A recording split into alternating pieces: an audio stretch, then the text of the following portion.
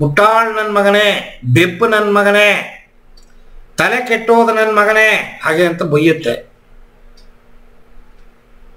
ಏನು ಅಂತ ಕೇಳ್ತಾನ ಮನಸ್ಸನ್ನು.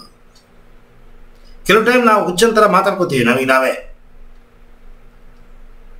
ಒಳಗೇನೋ ಮನಸ್ಸು ಹೇಳುತ್ತೆ, ಅದ್ರ ಜೊತೆಗೆ ನಾವು ಮಾತಾಡ್ಕೋತೀವಿ. ಅಲ್ಲ, ದಿನಕ್ಕೆ 4 ಪ್ಯಾಕೆಟ್ ಸಿಗರೆಟ್ ಸೇತಿದ್ಯಲ್ಲ, ದೇವ್ರ ಮುಂದೆ ನಿಂತ್ಕೊಂಡ್ಬಿಟ್ಟು ನಾನು ಸಿಗರೆಟ್ ಸೇದೋದಿಲ್ಲ ಅಂತ ಶಬ್ದ ಮಾಡ್ಬಿಟ್ಟು ಬಂದಿದ್ಯಲ್ಲ, 4 ಪ್ಯಾಕೆಟ್ ಸಿಗರೆಟ್ ಸೇದೋ ನೀನು ಹುಚ್ಚು ನನ್ನ ಮಗ, ಅದು ಹೆಂಗೆ ಒಂದೇ ದಿವಸದಲ್ಲಿ ಬಿಡಕ್ಕೆ ಸಾಧ್ಯ? ಬುದ್ಧಿ ಇಲ್ವಾ ನಿಂಗೆ? ಯಾವ ಒಂದು ಅಭ್ಯಾಸವನ್ನು ಬಿಡೋದಾದರೂ ಕೂಡ ಚೂರ್ಚೂರೇ ಮನಸ್ಸಿಗೆ ಗೊತ್ತಿಲ್ಲದೆ ಏಮಾರಿಸಿ ಬಿಡಬೇಕು. ಅದು ಬಿಟ್ಟುಬಿಟ್ಟು ನೀನು ಒಂದೇ ದಿವಸ ಶಬ್ದ ಹಾಕ್ಬಿಟ್ಟು ಬಂದಿದ್ದೀಯಲ್ಲ, ನಿಂಗೇನಾದ್ರು ತಲೆ ಇದೆಯಾ?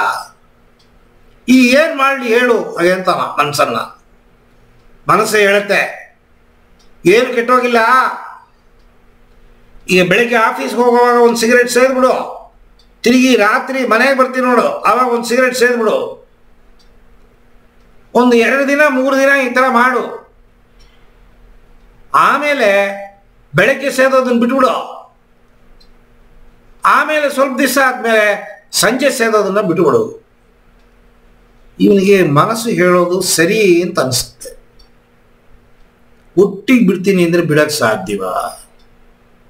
ಸಾಧ್ಯ ಇಲ್ಲ. ಈಗ ಮನಸ್ಸು ಸರಿಯಾಗಿ ಹೇಳ್ತಾ ಇದೆ, ಅದು ಸರಿ, ನಾನು ಪರ್ಸ್ ತಂದಿಲ್ಲ, ಹೆಂಡತಿ ತೆಗೆದಿಟ್ಕೊಂಡ್ಬಿಟ್ಲು, ಬೇರೆ ರೂಟಲ್ಲಿ ಬಂದ್ಬಿಟ್ಟಿದ್ದೀನಿ, ತಲೆ ಕೆಟ್ಟೋ ನನ್ನ ಮಗನೇ, ಸಿಗರೆಟ್ ಸೇದೋದಕ್ಕೆ ದುಡ್ಡು ಬೇಕಾ ನಿಂಗೆ? ನನ್ನ ಕೈಯಲ್ಲಿ ಕಾಸಿಲ್ವಲ್ಲ, ಸೀದಾ ಮಾಮೂಲಿ ಯಾವ ಅಂಗಡಿಗೆ ಹೋಗ್ತೀಯ ಅಂಗಡಿಗೆ ಹೋಗು, ಸಿಗರೆಟ್ ಸಹ ಕೊಡು ಅಂತ ಕೇಳು, ಕೊಡ್ತಾನೆ ಅಲ್ವಾ ನೋಡು.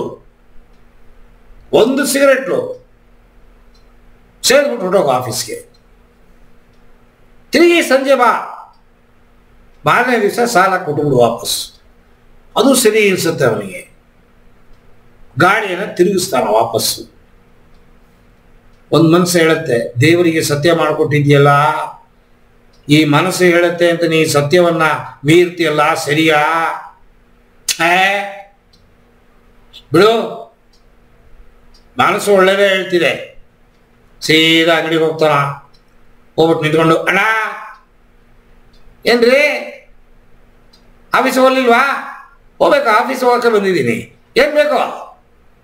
ಅಣ್ಣ ಏನಯ್ಯ ಕೇಳು, ಒಂದು ಸಿಗರೆಟ್ ಬೇಕಾಗಿತ್ತು, ಅದಕ್ಕೆ ಯಾಕೆ ಇಟ್ಟೊಂದು ಗೋಜಾಡ್ತೀವಿ, ತಗೋ ಆಯ್ತು ಒಂದು ಪ್ಯಾಕೆಟ್ ಕೊಡ್ಕೊಂಡು. ಅಣ್ಣ ಕಾಸು ತಂದಿಲ್ಲ. ನಿನ್ನ ಕಾಸು ಯಾರಿಗೆ ಬೇಕು, ನೀ ಕೊಡು, ಪರವಾಗಿಲ್ಲ, ತಗೋ. ಒಂದು ಪ್ಯಾಕೆಟ್ ಬೇಡ, ಒಂದೇ ಒಂದು ಸಿಗರೆಟ್ ಸಾಕು. ಇಟ್ಕೊಳ್ಳಯ್ಯ.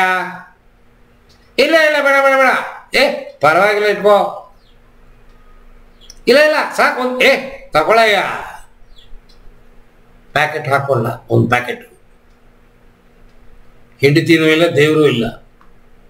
ಸೀದಾ ಗಾಡಿ ತಗೊಂಡು ಒಂದು ಮರದ ಹತ್ರ ನಿಲ್ಲಿಸ್ದ, ಲೈಟರು ಇಟ್ಕೊಂಡಿದ್ದ, ಸೇದ್ದ ಒಂದು ಪ್ಯಾಕೆಟ್ ಫುಲ್ಲು ಸೇದ್ಬಿಟ್ಟ.